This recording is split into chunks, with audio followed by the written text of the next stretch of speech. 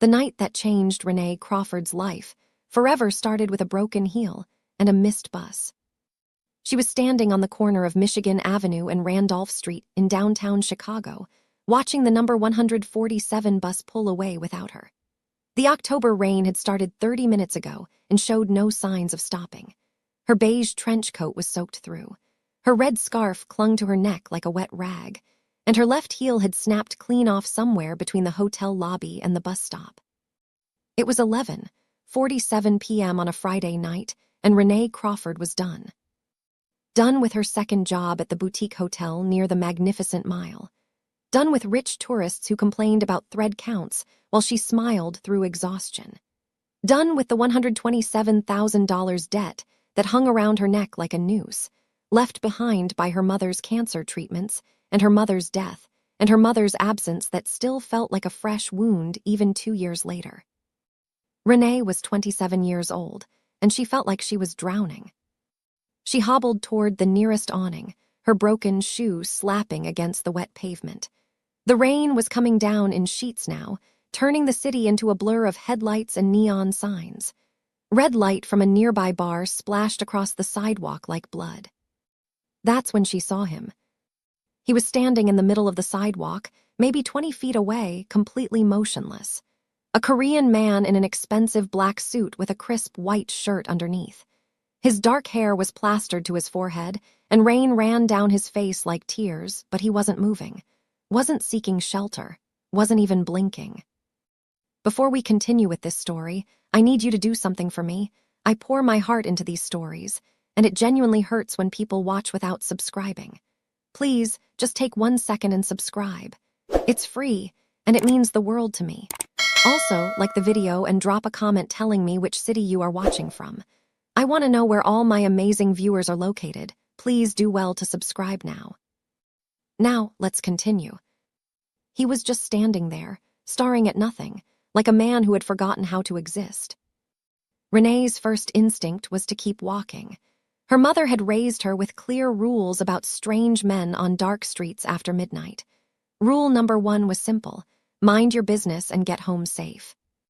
But something about this man made her pause. Maybe it was the way his shoulders slumped, like the weight of the world had finally become too heavy to bear. Maybe it was the emptiness in his eyes, visible even from 20 feet away. Or maybe it was the blood dripping from his right hand, mixing with the rain and swirling down toward the storm drain. He was bleeding, standing in the rain, making no effort to help himself. Renee had seen that look before. In the mirror, the night her mother died. The look of someone who had stopped caring whether they lived or died. Before she could talk herself out of it, she was walking toward him. Her broken heel dragged against the concrete. Rain hammered against her clear umbrella. Every step felt like a mistake, but she kept going anyway.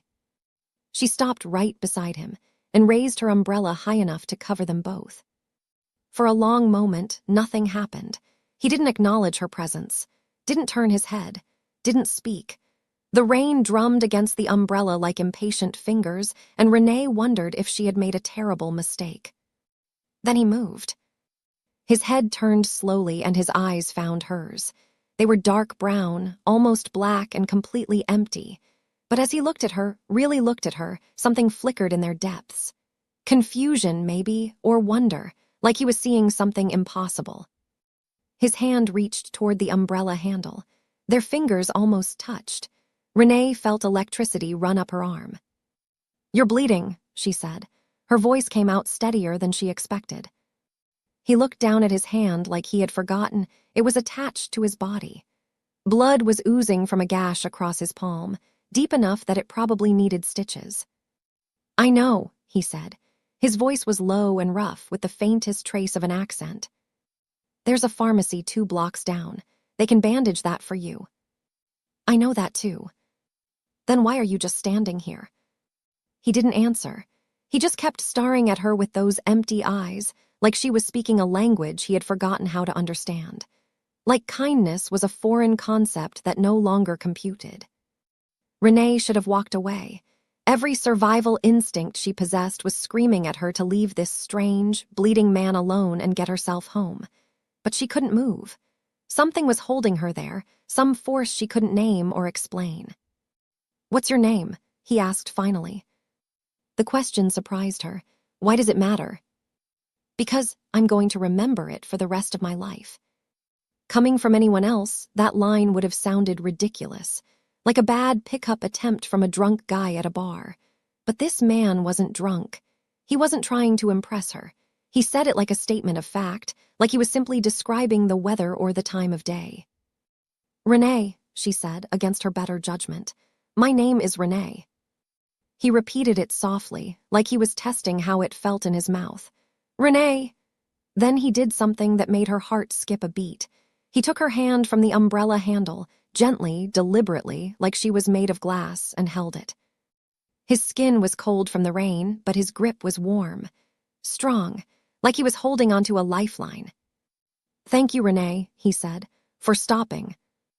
I just shared my umbrella. It's not a big deal." "It is to me." She wanted to ask what he meant. She wanted to ask why he was bleeding, why he was standing in the rain, why he looked like a man who had given up on everything. But before she could form the words, movement caught her eye. 3 black SUVs were parked across the street. She hadn't noticed them before, but now she saw men inside them, hard-faced men in dark suits who were watching this interaction with laser focus. One of them had stepped out of the lead vehicle and was walking toward them, his hand hovering near his waist in a way that suggested he was carrying a weapon. Renee's blood ran cold. The man beside her raised one hand without looking. A simple gesture, almost casual, but the effect was immediate. The approaching man stopped in his tracks, nodded once, and retreated to his vehicle. "Who are you?" Renee whispered. The stranger with the bleeding hand looked at her for a long moment. Rain continued to fall around them, but under the umbrella, they were in their own private world.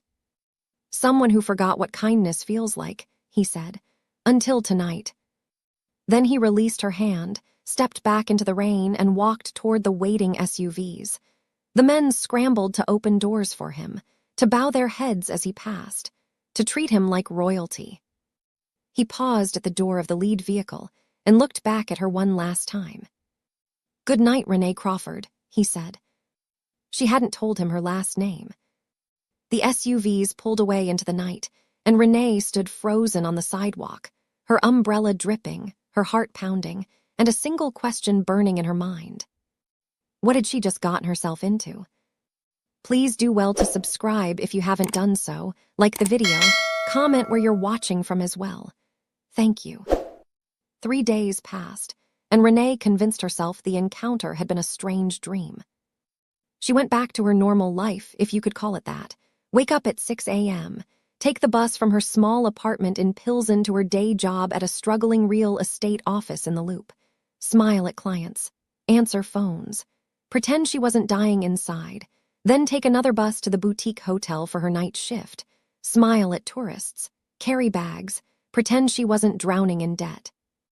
Repeat until dead. That's what her life had become. An endless cycle of work and exhaustion and loneliness, punctuated only by occasional phone calls with her best friend Corrine and visits to her mother's grave in Oakwood Cemetery.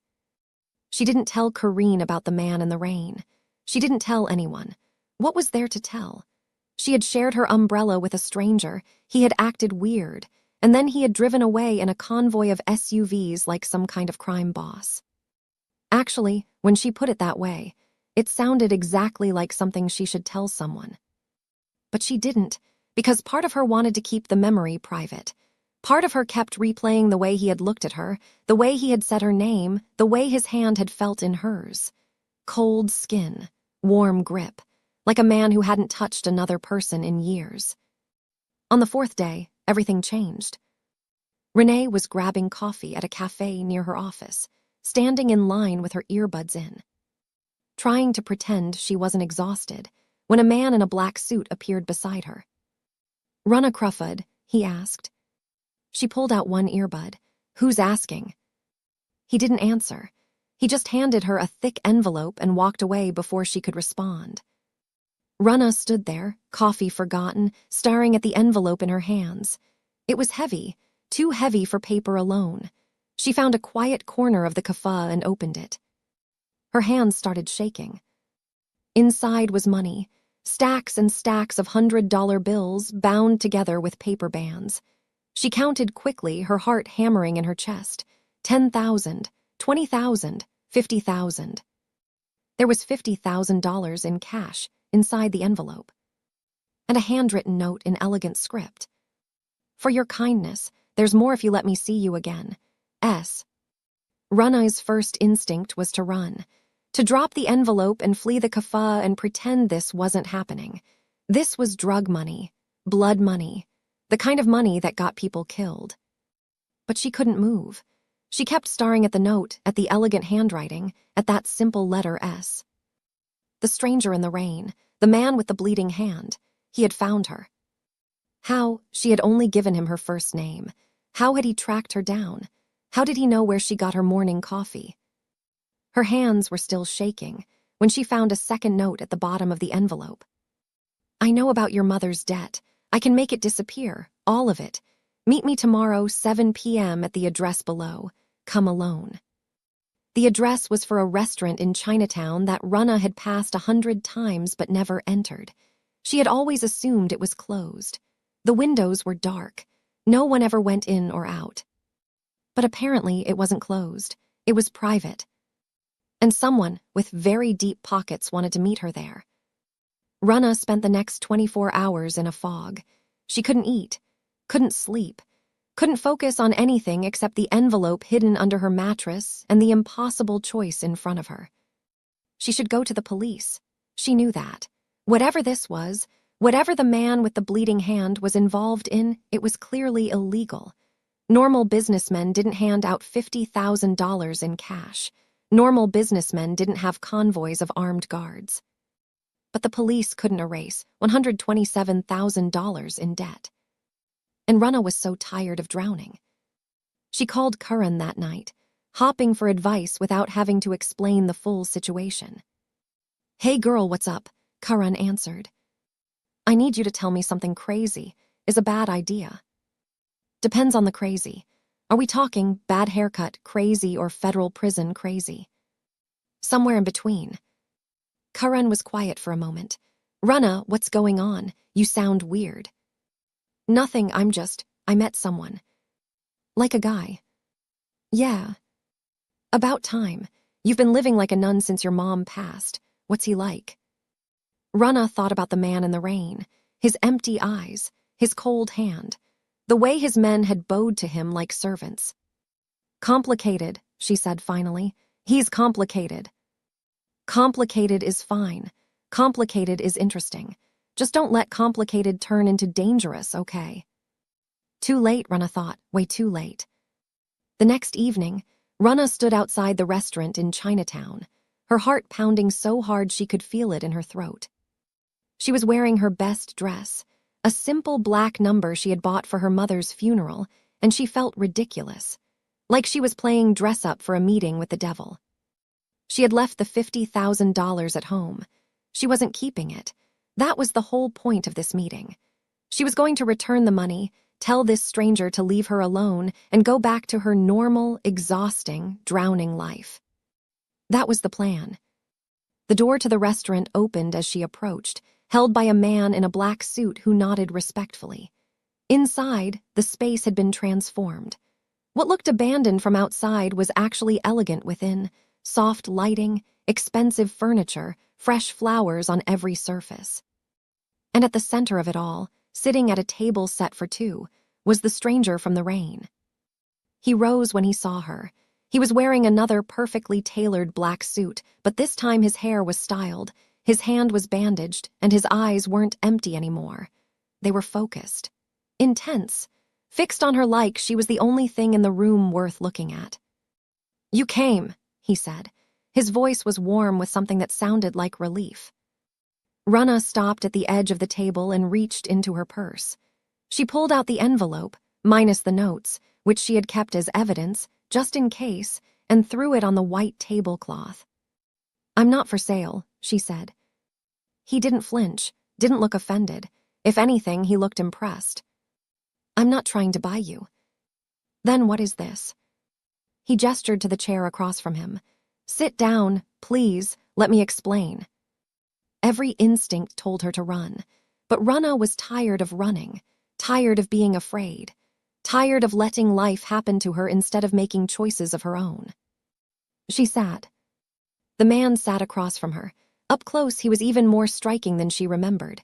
High cheekbones, strong jaw, eyes that seemed to see right through her. "My name is Spudgen Park," he said, "and I owe you an explanation." "You owe me more than that. You had someone follow me. You tracked down my home address, my coffee shop, my mother's debt. That's not flattering. That's terrifying." "I know, and I'm sorry. It wasn't meant to frighten you. It was meant to show you that I'm serious." "Serious about what?" Spudgen was quiet for a moment. When he spoke again, his voice was lower, more intimate. "I've been surrounded by people my entire life. Employees, associates, people who want things from me: money, power, protection. Every interaction is a transaction. Every kindness has a price." He looked at her with those intense eyes. "But you didn't want anything. You saw a stranger bleeding in the rain and you stopped. You shared your umbrella. You asked if I was okay. And you expected nothing in return. That's just being a decent person." "Not in my world." Rana felt a chill run down her spine. "What exactly is your world?" Spudgen hesitated. She could see him calculating, deciding how much to reveal. "I run a business," he said finally. "A large one, with complicated operations and difficult partners. There are people who would do anything to hurt me, and they would use anyone close to me to do it." "That sounds like more than just a business." "It is." "Are you going to tell me what it really is?" Another pause. "Not yet. I don't want to scare you away." "Too late." Spudgen smiled slightly. It was the first time she had seen him smile, and it transformed his face, made him look younger, almost human. "Fair enough," he said. "Then let me make you a different offer, one with no strings attached." "I'm listening." "Your mother's dulk, 127 zara, accumulated over 3 years of cancer treatment at Northwestern Memorial Hospital. The collectors call you twice a week. You've been paying the minimum for 2 years and barely made a dent." Runna's stomach clenched. "How do you know all that?" "I told you. I'm serious. I had my people research everything about you." "That's not comforting." "I know, but here's my offer. I pay off the debt. Tonight, all of it. And in return, you give me something I can't buy." "What?" "Dinner, once a week. Conversation. Someone who looks at me like I'm a human being instead of a weapon or a wallet." Runna stared at him. "You want to pay off $127,000 for dinner conversation." "I want to pay off $127,000 for normalcy. For 1 hour a week where I'm not Spudgen Park, CEO. Where I'm just a man sharing a meal with a woman who doesn't owe me anything." It was insane. The whole thing was insane. Rich men didn't pay off massive debts for dinner dates. There had to be a catch. There was always a catch. But looking at Spudgen's face, Runna saw something she recognized. The same loneliness she saw in her own mirror every night. The same desperate hunger for connection. Against every rational thought in her head, she heard herself say, "3 dinners. I'll give you 3 dinners, then I'm out." Spudgen's eyes lit up. 3 dinners. "And I'm keeping the 50,000 as a security deposit, in case you turn out to be a psycho." "Fair enough." "And you stop having people follow me." A pause. "I'll consider that." "Not good enough." "I have enemies, Runna. People who would hurt you just to hurt me. The surveillance isn't about control. It's about protection." "Protection from what?" Spudgen's jaw tightened. "From a world you're not ready to know about yet." They stared at each other across the table.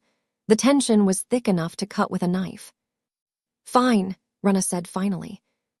"But if I see one of your guys lurking outside my apartment, the deal is off." "Understood." She stood up and grabbed her purse. "I'll see you next week, Siajan Park, and I'm choosing the restaurant." She walked out without looking back, her heart hammering in her chest. What had she just agreed to? Please do well to subscribe if you haven't done so, like the video, comment where you're watching from as well. Thank you. 3 dinners turned into 5. 5 turned into 10. 10 turned into Renee losing count. Every week, she found herself sitting across from Siajin in a different restaurant, learning the strange geography of a man who seemed to have everything except peace. He took her to places she had never imagined. Private rooms in steakhouses where the waiters knew his name, rooftop gardens with views of the Chicago skyline, a yacht docked at Navy Pier that apparently belonged to him. But it wasn't the money that kept her coming back. It was him. Siajin was nothing like she expected. He was quiet but not cold. Intense but not cruel. He asked questions about her life, real questions, not small talk, and he listened to her answers like they mattered. She told him about her mother, about growing up in Inglewood on the South Side, about the scholarship to Northwestern that had felt like a miracle and the cancer diagnosis that had shattered everything, about dropping out to care for her mother, watching her fade away, burying her in a cemetery she still visited every Sunday. Siajin listened to all of it without judgment, without pity, just listening. And slowly, he started sharing pieces of himself too. He told her about Korea, about his father, a powerful businessman who had raised his sons like soldiers, about his older brother, Minyu, who had been groomed to inherit everything until Siajin proved himself more capable. My father believed in competition, Siajin said one night, swirling wine in his glass. He thought it made us stronger. He didn't understand that it was tearing us apart. What happened to your brother? Siajin's face darkened. He made choices, bad ones, and he paid for them. Is he still alive? A long pause. Yes, unfortunately. Renee didn't push. She could tell there was more to the story, but Siajin wasn't ready to share it. And honestly, she wasn't sure she was ready to hear it. Because by the 10th dinner, Renee had to admit something to herself. She was falling for him. It was stupid, dangerous, completely irrational. She didn't even know what he really did. She didn't know why he had armed guards or why he had been bleeding in the rain or why his eyes sometimes went cold in a way that made her blood freeze. But when he looked at her, really looked at her, with those intense dark eyes, she felt seen.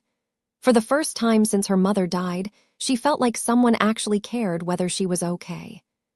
She tried to fight it. She reminded herself of all the red flags. She had long conversations with Karine about the insanity of dating a man she barely knew. He paid off your mom's debt, Karine had asked, eyes wide. All of it in one night. Girl, who is this man? I don't know, that's the problem. And you're still seeing him. It's just dinner. Karine gave her a look that said she wasn't buying it. Renee, baby, I love you, but you need to be careful. Men with that kind of money don't just hand it out. There's always a price. He hasn't asked for anything. Yet. But weeks passed, and Siajin still didn't ask for anything. He didn't pressure her for physical intimacy, didn't try to control her schedule, didn't even push her to spend more time with him than she wanted to. He just waited, like a man who had learned that the things worth having couldn't be rushed. It was on the 12th dinner that everything changed. They were at a jazz club in Hyde Park, one of those intimate venues where the music wrapped around you like a blanket. Siajin had been quiet all night, preoccupied with something he wouldn't share. After the show, as they walked along the sidewalk, Renee's phone buzzed. A text from an unknown number. Ask him who he really is. Her blood ran cold. What's wrong? Siajin asked immediately. She showed him the text. His face went pale. We need to leave, now. Before she could respond, a black SUV pulled up to the curb. Juno, Siajin's second-in-command, was driving. Siajin practically pushed Renee into the back seat before climbing in after her.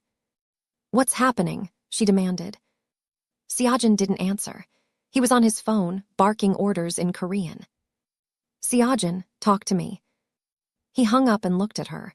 In the dim light of the SUV, his face looked haunted. Someone knows about you, about us. Someone who? He was quiet for a long moment. When he spoke, his voice was heavy with a truth he could no longer hide.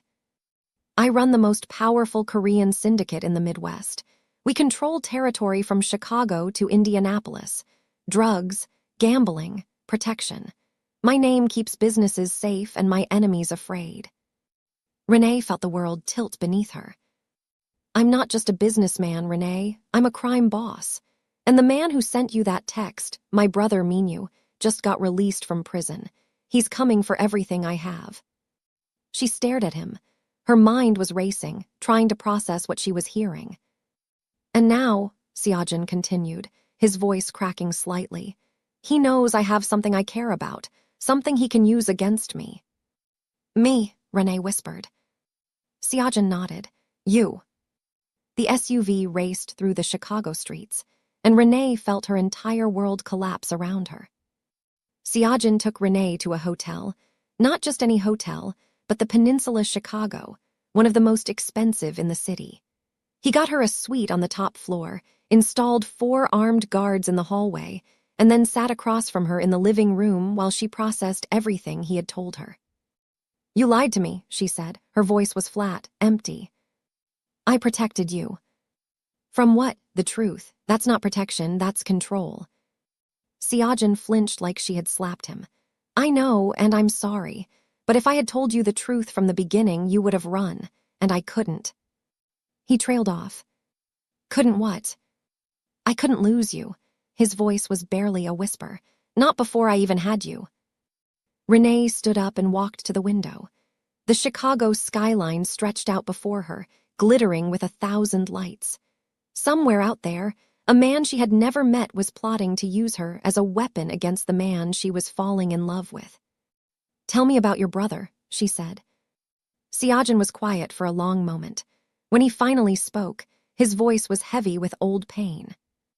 Minyu is 2 years older than me. When we were children, we were close. Best friends, even, but my father. He believed in pitting us against each other. He thought competition made us stronger. What happened? I won, not because I wanted to, because I had to survive. By the time I was 25, I was running most of the organization. Minyu was marginalized, humiliated. And Seojin pulled down the collar of his shirt, revealing a thick scar that ran from his collarbone to the center of his chest. 4 years ago, he tried to kill me, broke into my home at night with a knife. He wanted to cut out my heart. Renee felt sick. Your own brother. I survived, barely, and when our father found out, he disowned Minyu completely, testified against him in court, had him sent to prison in Korea. But he's out now. He's out now, Seojin's jaw clenched. And he's been building alliances with every enemy I have, rival organizations, disloyal lieutenants, anyone who wants to see me fall. What does he want? Everything, the organization, the territory, my life. Seojin looked at her with haunted eyes. And now you. Renee turned away from the window. Her mind was spinning, trying to process the nightmare she had stumbled into. I should leave, she said. Walk away from all of this, go back to my normal life. You could, Seojin agreed. I would understand, I would let you go. Would you? A long pause. No, I would try, but I don't think I could. Renee laughed bitterly. That's not comforting. I know. They stood there in silence, the weight of impossible choices pressing down on both of them. Finally, Renee spoke. I'm not running. Seojin's head snapped up. What? You heard me. I'm not running. I'm not going to let some psychopath I've never met dictate my life. She walked toward him, stopping just inches away. But we do this my way. No more lies, no more secrets. Renee. And I want to meet him. Seojin stared at her like she had lost her mind. You want to meet Minyu? I want to look at the man who's threatening me and let him see that I'm not afraid. That's insane. He's dangerous. So are you. Renee held his gaze, but I'm still here. The silence stretched between them, thick with tension and unspoken emotion. Then Seojin did something unexpected. He reached out and cupped her face in his hands, gently, reverently, like she was something precious. "You're the bravest person I've ever met," he whispered. "Or the stupidest. Maybe both." And then he kissed her. It was soft at first, tentative, like a question he was afraid to ask. But when Renee kissed him back, when she wrapped her arms around his neck and pulled him closer, it became something else entirely. Desperate, hungry, like two people who had been starving for years and finally found food. When they finally broke apart, both breathing hard, Siajan pressed his forehead against hers. "I'll set up the meeting," he said, "but you stay behind me the whole time, and if anything feels wrong, anything at all, you run. Promise me." "I promise." But even as she said the words, Renee knew she wasn't going to run. She was done running. Please do well to subscribe if you haven't done so, like the video, comment where you're watching from as well. Thank you. The meeting took place 3 days later at a neutral restaurant in Wicker Park. Neutral was a relative term, of course.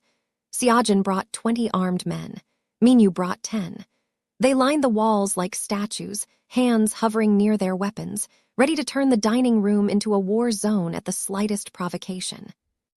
Renee wore red, not because Siajan asked her to, but because she wanted Minyu to see her clearly, wanted him to understand that she wasn't some trembling victim. She was a woman from Inglewood who had buried her mother and survived. She had faced worse than a bitter rich boy with daddy issues.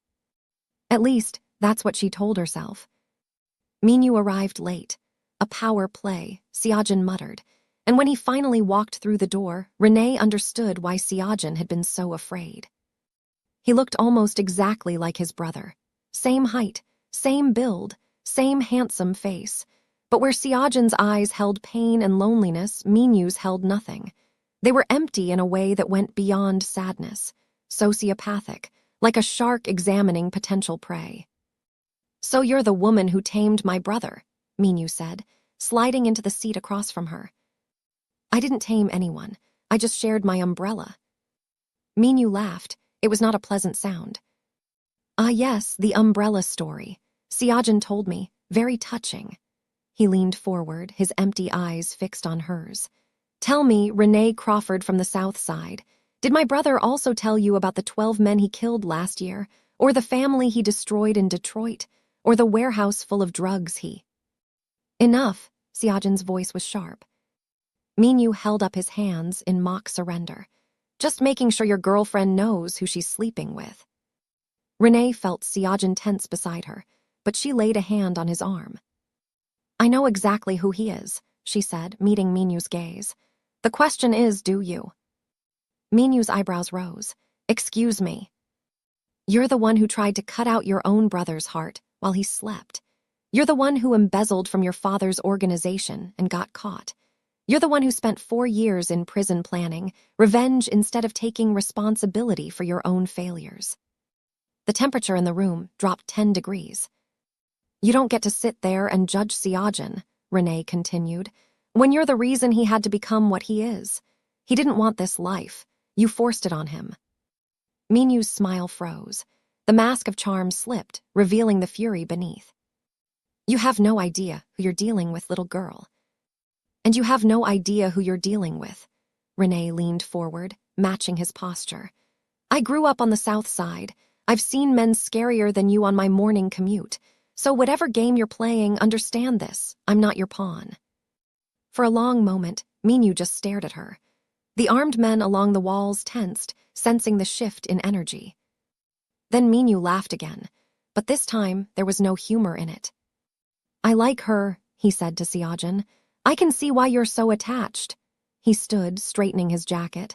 "But attachment is weakness, little brother, and weakness gets people killed." He nodded to Renee. "We'll meet again, Renee Crawford, and when we do, it won't be in a restaurant." He walked out without looking back. His men followed. Siajan let out a breath he seemed to have been holding for hours.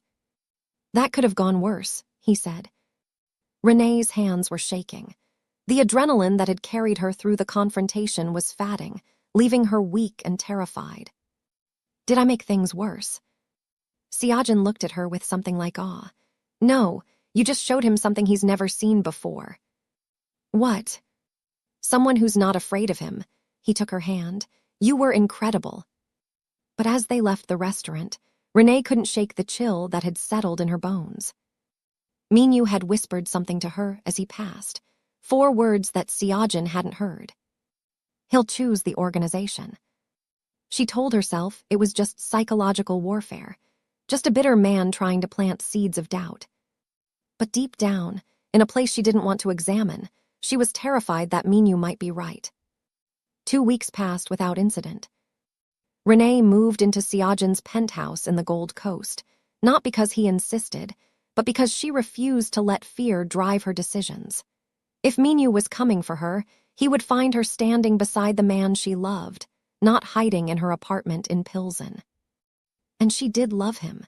She had admitted it to herself somewhere between their first kiss and the night she woke up screaming from a nightmare about Minyu and found Siajin holding her, whispering that everything was going to be okay. She loved a crime boss, a man with blood on his hands and enemies at every corner. Her mother would have been horrified. But her mother was gone, and Renee was tired of living her life according to other people's expectations. The 2 weeks felt almost normal, almost peaceful. Siajin went to work during the day, meetings, phone calls, the mundane operations of running an empire, and came home to her at night. They cooked together, watched movies, argued about whether Chicago deep dish was real pizza, did all the ordinary things that ordinary couples did. Except for the armed guards in the hallway, and the bulletproof windows, and the encrypted phones. Minor details. Renee used the time to reconnect with her own life. She visited Corrine, who was horrified by the security team that followed Renee everywhere, but eventually admitted that Siajin's men were at least polite. She went back to her mother's grave and stood there for 2 hours, talking to the headstone about everything that had happened. "I know this isn't what you wanted for me, Mom," she said, "but I'm happy. For the first time in years, I'm actually happy." The grave didn't respond. Graves never did. But Renee felt a warmth in her chest that she chose to interpret as approval. On the 14th day, the calm shattered. Siajin burst into the penthouse at 3 a.m., his face white, his phone in his hand. "We have a problem." Renee was already awake. She had been reading, unable to sleep, and she could see immediately that something was very wrong. "What happened?" "One of my top lieutenants flipped. Minyu got to him. He's been feeding information to my enemies for months." "How bad is it?" Siajin's jaw clenched. "Half the organization is compromised. Minyu has turned at least 30% of my men against me, and they're making their move tonight." Renee's blood ran cold. Tonight. Multiple locations across the city. They're hitting our businesses, our safe houses, His phone buzzed.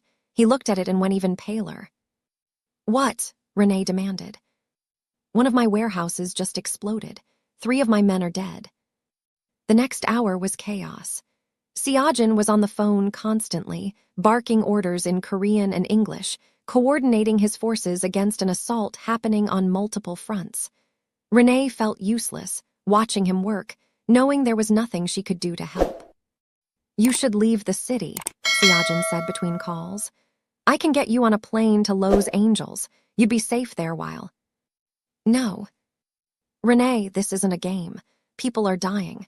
If Minyu gets his hands on you, then he'll have to go through you first." She walked toward him and took his face in her hands. "I'm not running. We face this together or not at all. You could die. So could you, and I refuse to spend whatever time we have left apart." They stared at each other for a long moment. Then Siajin pulled her close and held her like she was the only solid thing in a world falling apart. "I love you," he said. It was the first time he had said the words. "I love you too."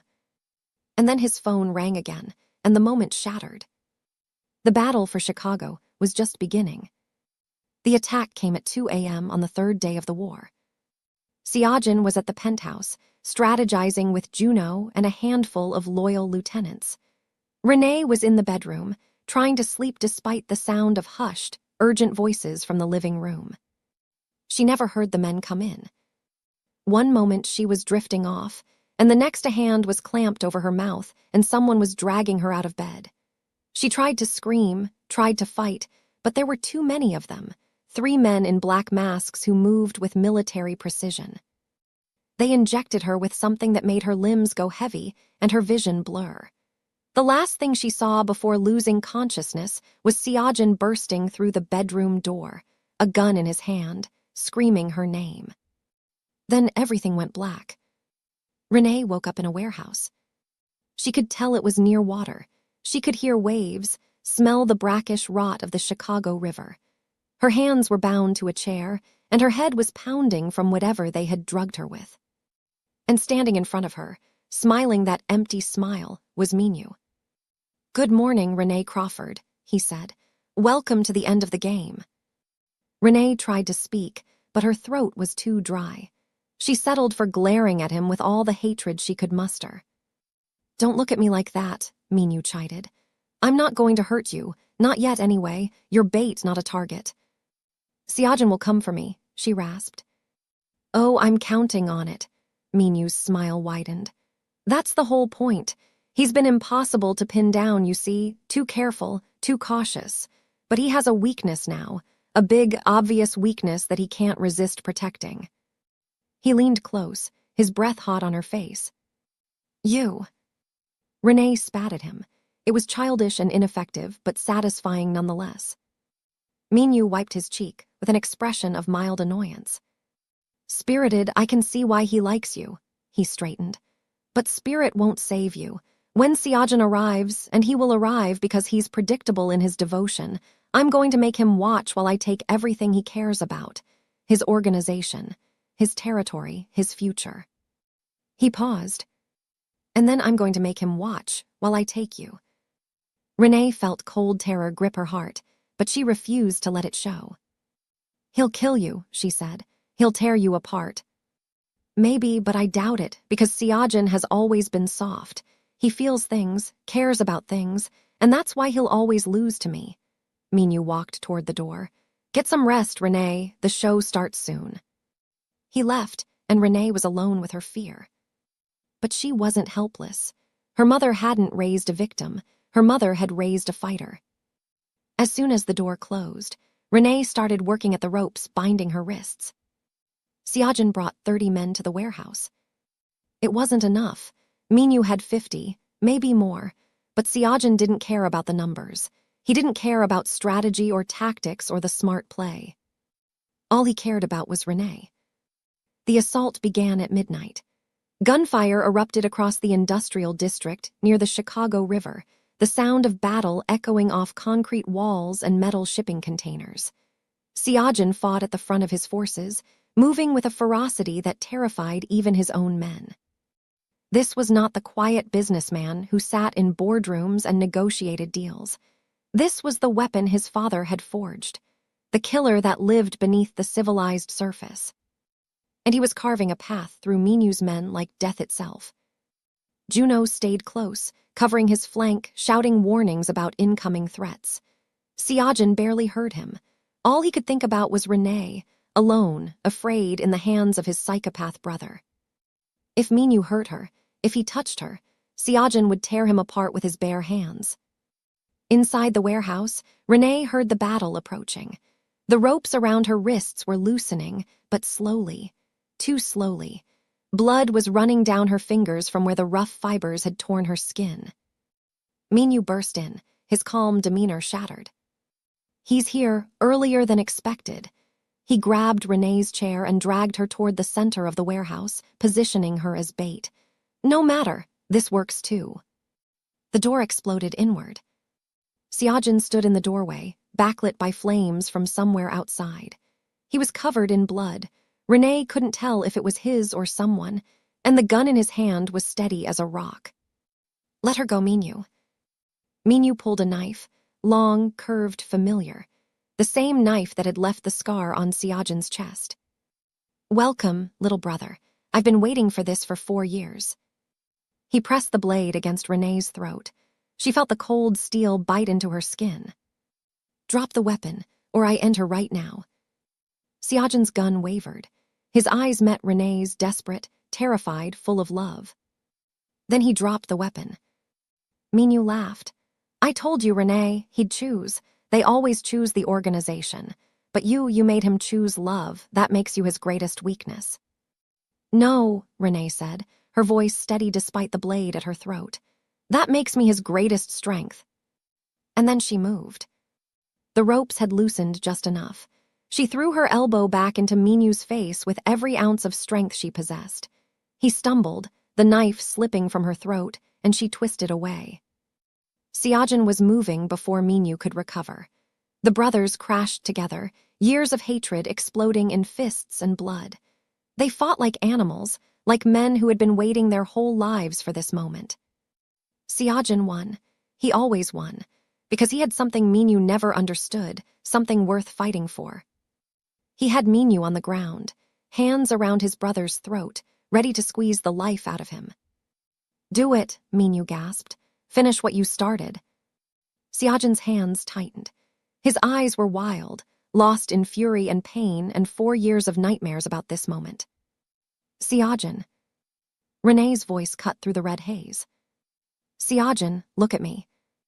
He looked. If you kill him, you become what he says you are, a monster, a murderer. Her eyes were filled with tears, but her voice was steady. And I can't love a monster. For a long moment, nothing moved. The sounds of battle continued outside, but inside the warehouse, everything was frozen. Then Siajin released his grip. Minyu gasped, sucking in air, staring up at his brother with something like disbelief.